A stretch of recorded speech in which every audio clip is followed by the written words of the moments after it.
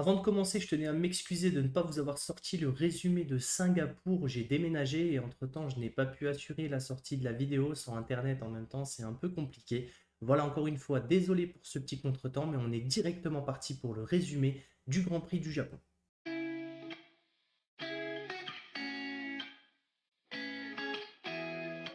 Can't shit crazy. Ayo, Parrish, this shit hot, boy. Shawty catch a vibe, yeah, I had to put her on.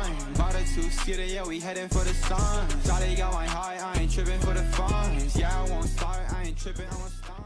Au départ de la course, tout se passe bien pour les trois premiers, mais c'est derrière que l'animation se passe avec un gros contact entre Zhou et Albon. Au départ, on a un drapeau jaune, la safety car va tarder un petit peu à sortir, Albon va littéralement exploser son aileron et Bottas lui sera un petit peu victime de tout ça. Il va prendre quelques débris de l'accrochage devant lui et cassera aussi son aileron. Le passage au stand sera désastreux pour le Finlandais, presque 33 secondes. L'équipe n'était, je pense, pas du tout prête à recevoir Bottas, mais il reprendra la course malgré toutes ces complications. Et à la relance, Sargent va venir accrocher Bottas qui va spin. Il pourra repartir, mais ça sera la fois de trop. Il tentera de repartir en passant par les box, mais finira par abandonner car il estime que la voiture est inconduisible. Week-end très compliqué pour le pilote d'Alfa Romeo qui, je pense, n'a pas vécu un Grand Prix facile. Dans le tour numéro 12, Perez va venir accrocher Kevin Magnussen pensant pouvoir passer dans un trou de souris. Il va tenter de prendre l'intérieur, mais c'était impossible de passer à cet endroit. Et l'accrochage est donc logique. Je ne sais pas ce qui lui est passé par la tête pour croire qu'il avait ses chances. Un move très dangereux du Mexicain qui finira par abandonner dans le tour 15 suite à une accumulation d'erreurs.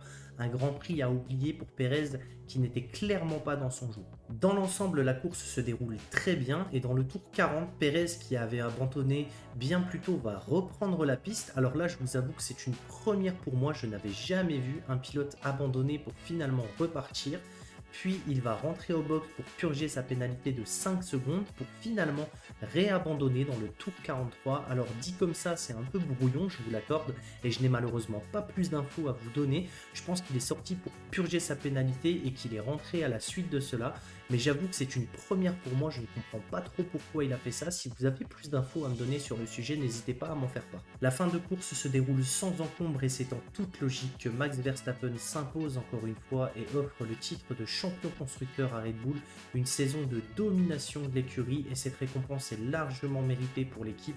Ils sont vraiment intouchables, difficile pour le reste des teams de venir chercher Verstappen et par conséquent poser des soucis à Red Bull. Le titre constructeur est en poche, il reste le titre de champion du monde pour Verstappen qui pourrait être couronné au Qatar me semble-t-il.